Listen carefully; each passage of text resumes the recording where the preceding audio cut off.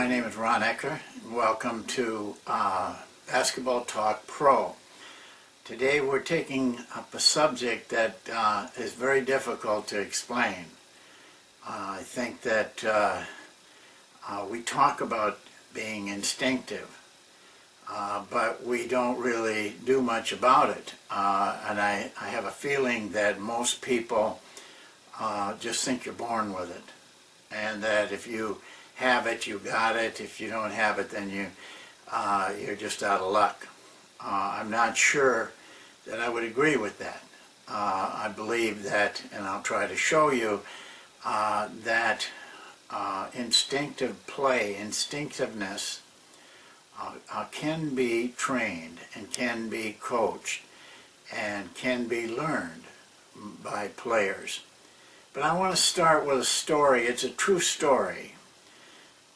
It happened to me, and it'll help me to explain to you some things because I had a personal experience. I was living in Texas at the time when I was with Dallas, and we had a home outside of Dallas, kind of in the rural area, very, very rural, to be honest with you. And we had two properties back, one next to each other, separated by a fence, and a little house there that I had renovated to make an office, and we had other things in there also. Just so you can understand the whole story, we had two cats and two dogs. One of those dogs was like a killer dog of small animals. Wonderful dog, it didn't bother humans at all, but loved to hunt and get possums and things, raccoons, things like that. Could kill almost immediately with one snap of their body. Well, on this particular day, my wife was visiting with some people, and it was just me and my daughter there. And my daughter all of a sudden decided she wanted to go over to the little house, which is separated by a fence and a gate, to play with the cat over there. We had a cat in that house, but we also had a real young cat in our house, and we let her out to play every once in a while. Well, we started across. I happened to have a beer. I was drinking a beer, and my daughter got excited. She went ahead, ran ahead, opened the gate. The cat was outside. We knew that.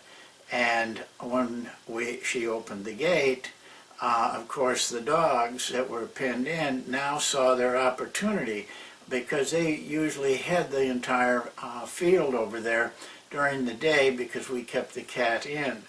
Well, I was concerned because I knew the cat was out. So I kind of picked up my pace to get through the gate to make sure nothing happened, and I yelled at my daughter. Unbelievably, when I got to that gate, out came the little young cat who had somehow gotten over there at a terrific blurring speed with that killer dog about a foot behind it. I don't remember what happened next. The next scene that I have any consciousness was seeing the cat up against the fence trying to get over, and the dog with its mouth over the back of the dog, back of the cat. And the next thing was I kicked the dog in the head perfectly, dislodged the dog, picked up the cat, but there was a little bank there where the fence went around, and I fell backwards with the cat up against the fence, finally got the dogs quieted down, and was able to get the cat inside where it was safe. I want you to think a minute about what happened to me. Now, I could not run any faster than a jog at any time. Yet I went 40 feet with, I had the disadvantage that the dogs were at full, that dog was at full speed. I was going against the current. the current, so to speak. I had to turn and run. It was about a 40-foot run to get there in time to be able to accurately kick that dog in the head. That probably was 300% faster than I'd ever run in my life. I don't remember 1 second of it. I don't remember anything except when I got the first thing I remember after seeing the dogs leave, and the next thing I remember is the cat trying to get over that fence in time, and at the very same time I kicked the dog in the head. Now I don't know how fast that was, and I also know that had I not kicked the dog properly, accurately, the cat would have been dead. And on top of that, all of that happened. I fell backwards, I got up, and I never spilled a drop of beer. That's an enormous thing when you think of what the body and the mind did at that particular moment. All of that, what I just told you, probably took place in about 4 seconds. How could I do that? How could I react so quickly? Well, it's an amazing thing, but you hear stories about it. And it's not unusual when you hear stories of 2 85-year-old ladies picking up a trunk and carrying it out of the burning house. And when they got things under control, 4 men couldn't hardly carry the trunk back in the house. And the ladies couldn't remember even picking the trunk up and taking it out. Well, I want to show you a little chart I made that I think will help you to understand this phenomenal thing, and also the concept of playing instinctively. In a simplified version, this is what really happens in situations like I just described, and situations that in basketball happen hundreds of times in a game to a player. First, you have the stimulus. By that I mean something that incites activity towards a reaction. In between the stimulus and the reaction is calculation, trying to solve and probe the meaning of what's happening and figure it out. And by figuring it out, what is the appropriate reaction to this stimulus. And then the third part is the reaction itself. In my case, kicking the dog, picking up the cat, the things that we talked about. My reaction after I saw the dog chasing the cat, knowing that the cat would not live if I didn't do something. And I mentioned to you that I do not remember anything in that period of time between the stimulus, seeing the dog chasing the cat, and the reaction.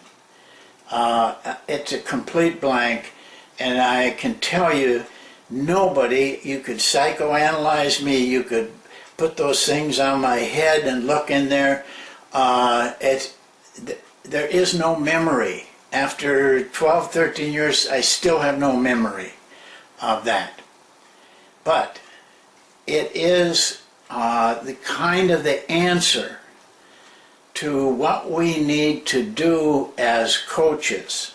Because what happened right there, I didn't calculate. I didn't think. I just reacted.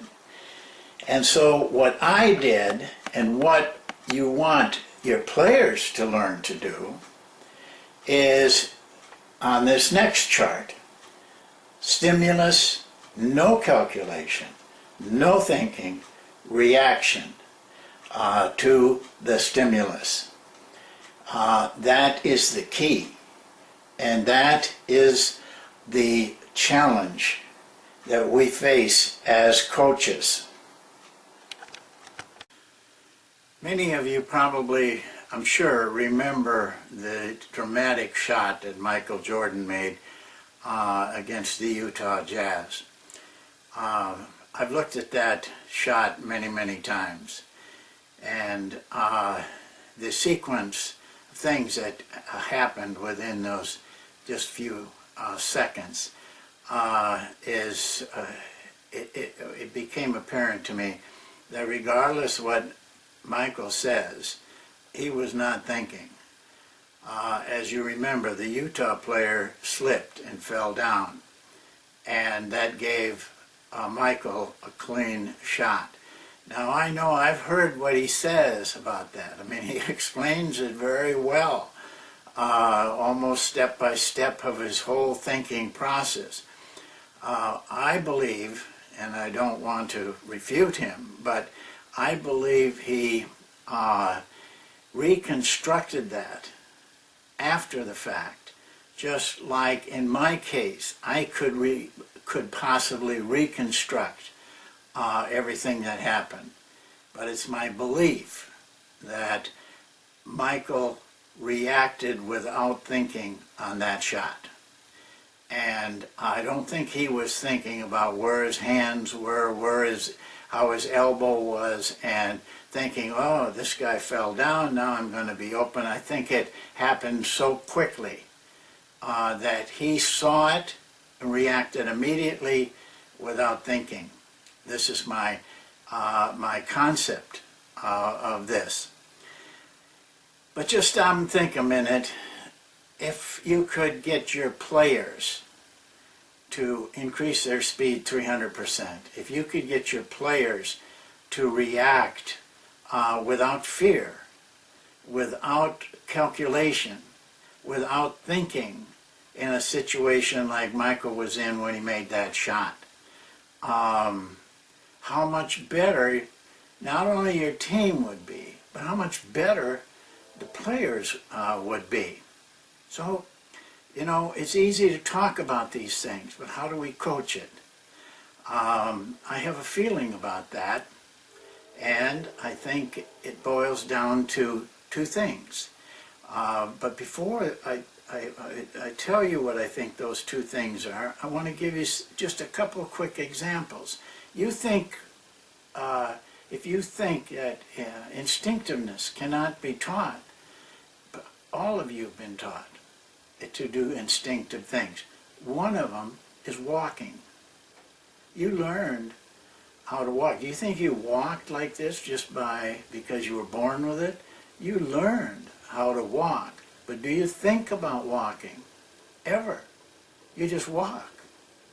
That's instinctiveness. And if you did think, try it sometime. Think about walking. And I'm almost sure you're going to find you're unsteady. You're not sure. It feels awkward, and it is awkward. And you look awkward. Riding a bike. Your parents taught you how to ride a bike. Chances were somebody did. Put you on a bike and told you all those things, how you got to pedal, how you got to brake, how you got to move your handlebars. But within a couple of weeks, you're speeding down the street, not a thought about it at all, and driving that bike perfectly. And you were taught.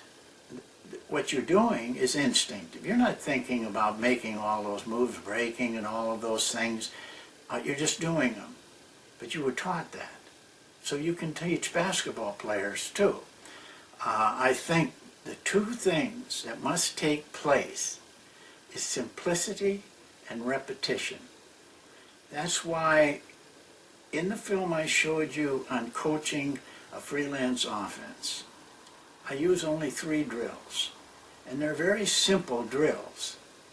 I would imagine that anybody watching just can't believe that that is going to help players, but it does, because of the simplicity.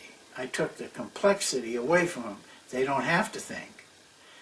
And the other thing I want to make a point of here is I never tell players to read the defense. That's thinking. I tell players to feel the defense. They can learn to do that, but the only way they will learn is by doing it over and over again and allowing them the freedom to feel, and not be pushing them to watch the defensive player do this, if this happens, if he goes over, you do this. That's that period of time where you're calculating. You have to short circuit that between the stimulus and the reaction. And then you'll have players that move instinctively. Well, you know, the last thing I have written on my notes here is improvise. By that I meant I don't know where I'll be at this point in the discussion. So at this point I'm just improvising. And my improvising tells me that we need to talk more about this. And so although I had plans for the next session to be something different, I'm going to change that. I want to finish up on instinctive play. I think it's very important to us as coaches, and so I want to spend a little bit more time on it. So bear with me, because I think it's an important part of what you do as a coach. I don't know many coaches who take the time to teach instinctiveness, but I believe you will be rewarded if you do. That's it for today. See you next time. Thank you.